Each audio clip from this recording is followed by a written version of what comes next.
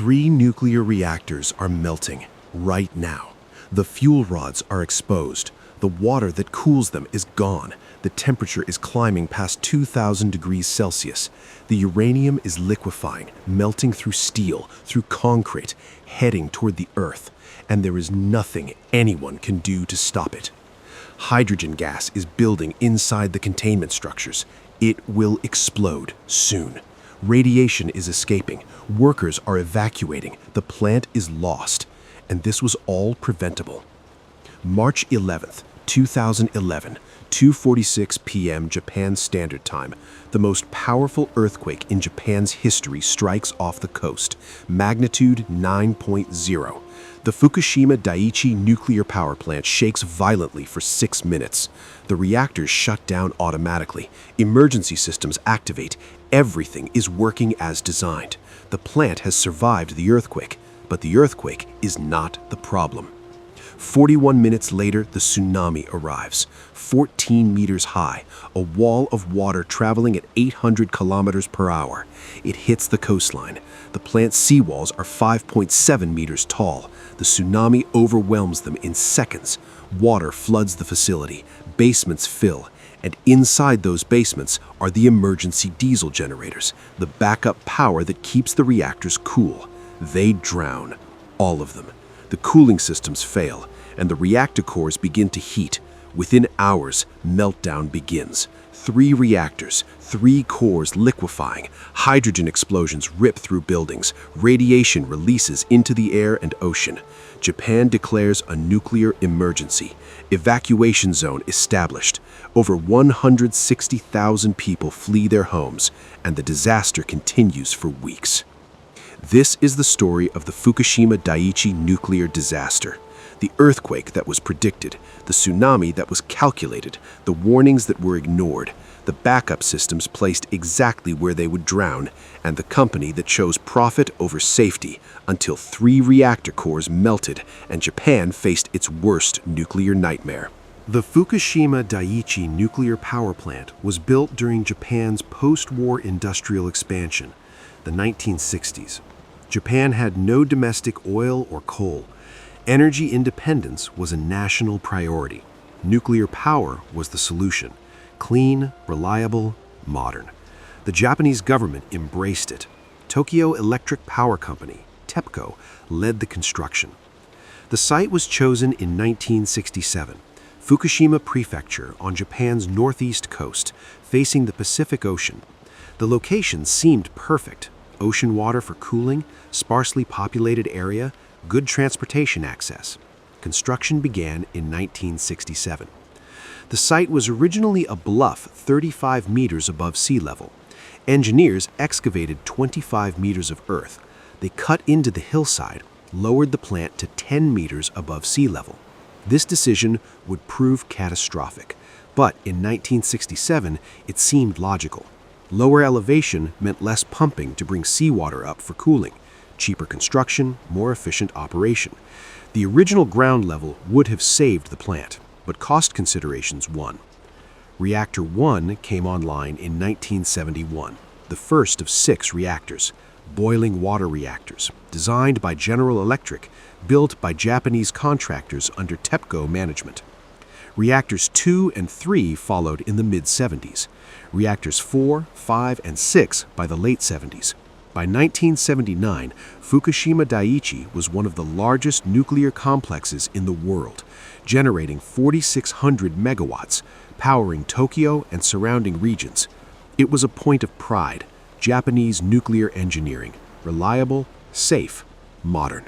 But from the beginning, there were concerns about tsunamis. Japan sits on the Pacific Ring of Fire. Earthquakes are constant. Tsunamis are a known threat. Historical records document massive tsunamis striking the Japanese coast. The Sanriku tsunami of 1896, the Meiji Sanriku tsunami of 1933, waves over 30 meters high, tens of thousands dead. The threat was not theoretical. It was documented, repeated, deadly. When Fukushima Daiichi was designed, tsunami risk was evaluated. Engineers calculated maximum wave height. They used historical data, recent tsunamis. They concluded that a wave of 3.1 meters was the maximum credible threat. The seawalls were built to 5.7 meters, nearly double the expected maximum.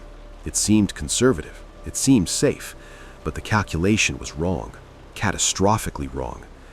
The assumption was based on recent history, tsunamis from the past century, but Japan has older records, much older. The Jogan tsunami of 869 AD, over 1,000 years ago. Historical documents describe a massive tsunami that inundated the Sendai Plain, traveled kilometers inland. The evidence was there, in geological records, in ancient texts, but it was ignored, considered too old, too uncertain, not relevant to modern engineering. Building a nuclear power plant in an earthquake zone requires extraordinary engineering. Japan has some of the world's strictest seismic building codes. Fukushima Daiichi was designed to withstand powerful earthquakes. The reactor buildings, the containment vessels, the cooling systems, all engineered for seismic resilience.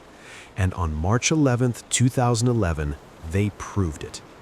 The magnitude 9.0 earthquake was the strongest in Japanese recorded history. The plant shook violently, but the reactors survived. Control rods inserted automatically. Fission stopped. The structures held. No radiation leaked. The earthquake did not cause the disaster. The problem was the backup power.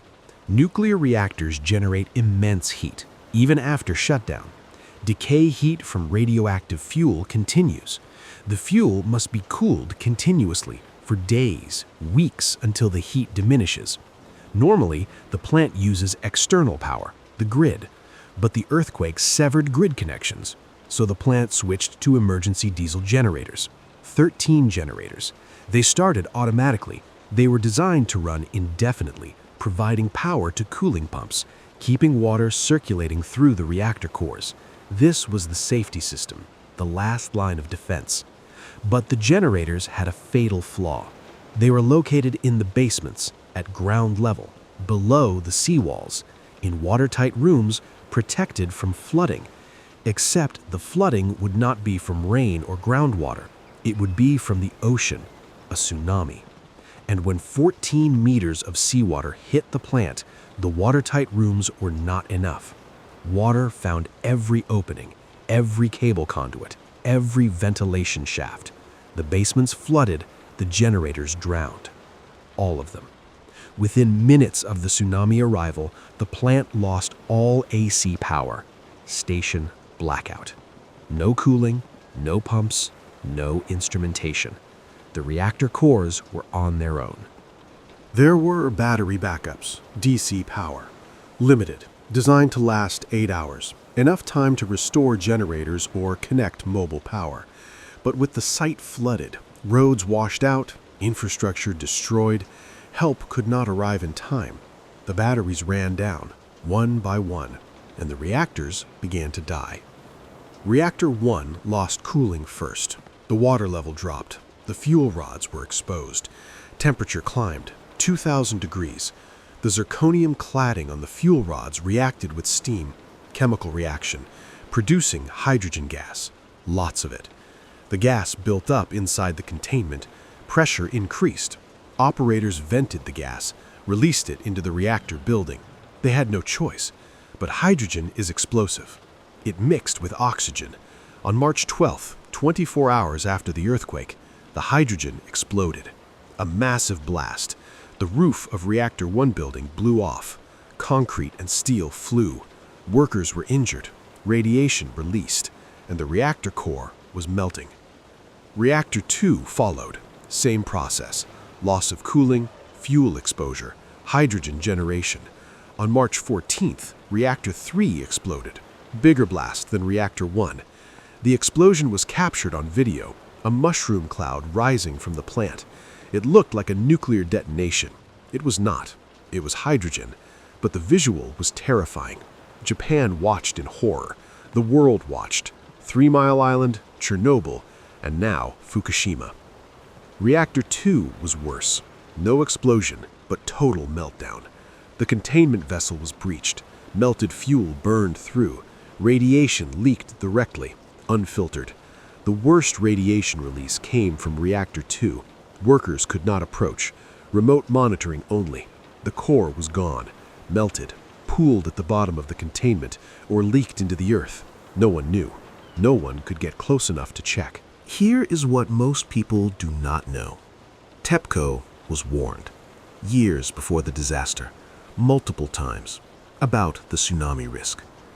In 2008, 3 years before the disaster, TEPCO's own engineers conducted a study. They recalculated tsunami risk, used new geological data, evidence of ancient tsunamis, the Jogan tsunami of 869. The study concluded that a tsunami of 15.7 meters could hit Fukushima Daiichi, nearly 3 times the height of the seawalls. The engineers presented their findings to management, recommended immediate upgrades, raise the seawalls, move the backup generators to higher ground, waterproof critical systems. TEPCO management rejected the recommendations. The study was filed away, not shared with regulators, not disclosed to the public. The reasoning was economic. Upgrading the seawalls would be expensive, hundreds of millions of dollars. It would require shutting down reactors during construction, lost revenue, and it would raise questions. If TEPCO admits the seawalls are inadequate, if they admit the plant is vulnerable, regulators might demand inspections, audits. Other plants might need upgrades. The entire nuclear industry in Japan might face scrutiny. Better to stay quiet. Better to assume the tsunami would never come. But the tsunami did come, exactly as the engineers predicted. 14 meters high. The seawalls were 5.7 meters. The backup generators drowned. 3 reactors melted. All preventable. There's more. The backup generators. Even before the tsunami calculations, it was known that placing them in basements was risky. After the September 11th attacks, after Katrina, nuclear regulators worldwide reevaluated flood protection. Basement generators were identified as a vulnerability. Multiple nuclear plants in Europe and the US moved their generators to higher floors, waterproofed electrical systems, added redundant backup power on high ground. TEPCO was aware of these upgrades. They did not implement them at Fukushima Daiichi. Too expensive, too disruptive. And there's more still. The evacuation. On March 11th, as the reactors lost cooling, TEPCO did not immediately inform the government. They tried to manage the crisis internally. Hours passed, precious hours. When the government finally learned the full extent of the emergency, evacuation orders were chaotic, confused. Residents within 3 kilometers were told to evacuate, then 10 kilometers, then 20, then 30. Over 160,000 people fled. Many evacuated multiple times, moved from shelter to shelter. Elderly patients were moved from hospitals. Some died during evacuation.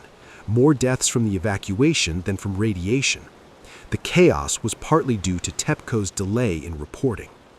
And the radiation release. The official story is that the explosions and venting released radiation. True. But how much? Where did it go? The initial reports were contradictory, confusing. TEPCO downplayed the severity, said the situation was under control. It was not. Radiation spread across Fukushima Prefecture, into the ocean, contaminated farmland, forests, water supplies. The exclusion zone remains over a decade later. Towns are still abandoned. Radiation levels are still too high. The cleanup will take decades, cost hundreds of billions, and the full extent of contamination is still not known. There are questions about the workers, the Fukushima 50, the workers who stayed, who fought the meltdown, who vented the reactors, who injected seawater, who walked into radiation to save Japan. They are heroes. But how many were there? Official reports say about 50 remained, but other accounts suggest hundreds rotated through. Exposure limits were raised dramatically. Workers received doses that would normally end a career. Some have died. Cancer, radiation sickness. How many? TEPCO does not say. The government does not say. The Fukushima 50 are celebrated, but their casualties are not fully disclosed. There is no completion. Not really. The disaster continues over a decade later. The reactors are still too radioactive to fully decommission. Robots are sent in. They fail. Radiation fries their circuits. The melted fuel is somewhere inside the containment. No one can reach it. No one can see it. Plans exist to remove it, eventually, but the technology does not exist yet. The timeline is 40 years, maybe longer. The cost is incalculable. The exclusion zone remains, 30 kilometers around the plant. Some areas have been reopened, declared safe, radiation levels reduced. Cleanup crews have removed contaminated soil, washed buildings, cut down forests. The contaminated material is stored in black bags, millions of bags, stacked in fields, awaiting permanent disposal. Where? No one knows. No community wants it. The ocean contamination is ongoing. Cooling water is still being poured into the reactors to keep the melted fuel from heating. The water becomes contaminated, radioactive. It is collected, stored in tanks, thousands of tanks covering the plant site. Over 1 million tons of contaminated water. The tanks are filling, running out of space. TEPCO wants to release the water into the ocean after treatment. They say it is safe. Fishermen disagree. Neighboring countries disagree. The water sits. The tanks multiply. The problem grows. The evacuees have not returned. Most will not. Their homes are contaminated or demolished. Their farms are poisoned. Their communities are gone. Compensation has been paid, billions of yen, but it does not replace a hometown, a way of life. Generations of families displaced. Elderly residents have died in exile. Children have grown up elsewhere. The towns are ghost towns now, empty, silent. Radiation detectors beep. Wild boars roam the streets. Nature reclaims, but people do not. TEPCO was found negligent. Criminal charges were filed. Executives were prosecuted. Trials dragged on for years. In 2019, 8 years after the disaster, 3 former TEPCO executives were acquitted. The court ruled they could not have predicted the tsunami, despite the 2008 study, despite the warnings, despite the evidence. They walked free. Victims' families wept. The message was clear. No one would be held accountable. But Japan changed.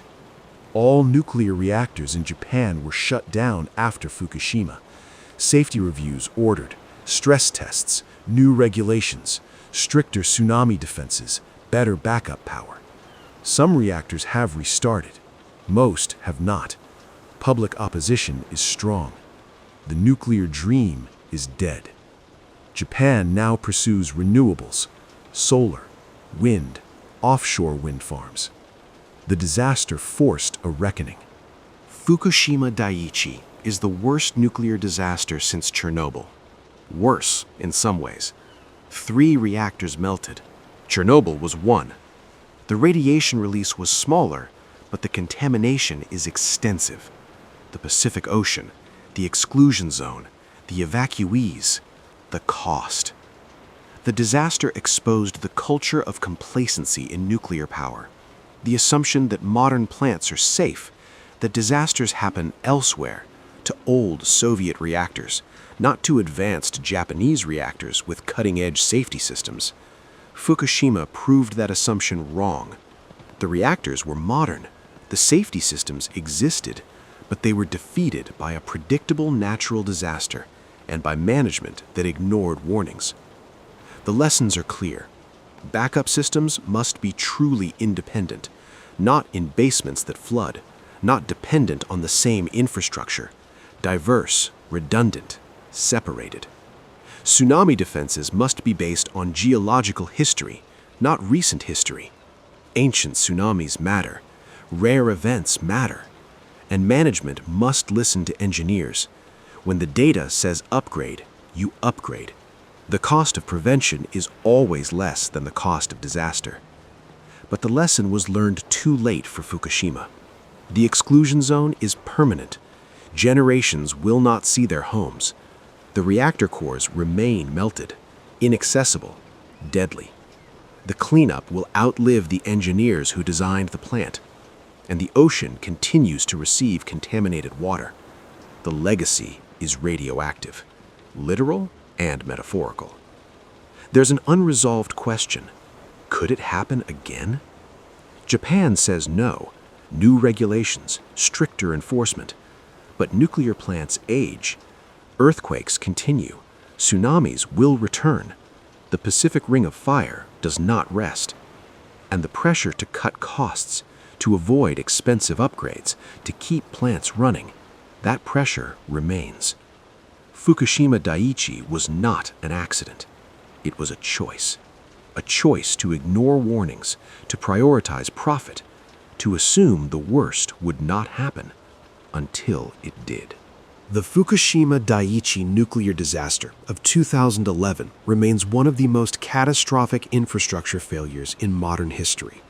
A magnitude 9.0 earthquake triggered a 14-meter tsunami. The tsunami overwhelmed seawalls that were 5.7 meters high. Backup generators drowned in basements. Cooling systems failed. 3 reactor cores melted. Hydrogen explosions destroyed containment buildings. Radiation spread across Japan and into the Pacific Ocean. Over 160,000 people evacuated. The exclusion zone remains. Decommissioning will take 40 years. And TEPCO knew. In 2008, their own engineers calculated that a 15-meter tsunami could hit the plant. Management rejected the recommendations. Too expensive, too disruptive. On March 11, 2011, the tsunami arrived, exactly as predicted. The Fukushima 50 stayed, fought the meltdown, saved Japan from worse. But the disaster was preventable. The warnings were ignored. The backups were placed where they would fail. And Japan is still paying the price. Contaminated land, radioactive water, ghost towns, broken families, and 3 reactor cores that no one can touch. Melted, deadly, waiting. The cleanup continues. The exclusion zone endures. And the question remains, will we listen to the warnings next time, or will we wait for the next tsunami? If you want to uncover more stories of global infrastructure hiding dark secrets, subscribe to Hidden Infrastructure. Next time, we will explore the Viant Dam disaster in Italy. Engineers ignored warnings about an unstable mountain. A massive landslide plunged into the reservoir. A 250-meter wave overtopped the dam. Nearly 2,000 people drowned. The dam survived intact, but was never used again. Subscribe now for more hidden infrastructure stories. And remember, Fukushima Daiichi taught the world that ignoring warnings does not make disasters less likely. It makes them inevitable.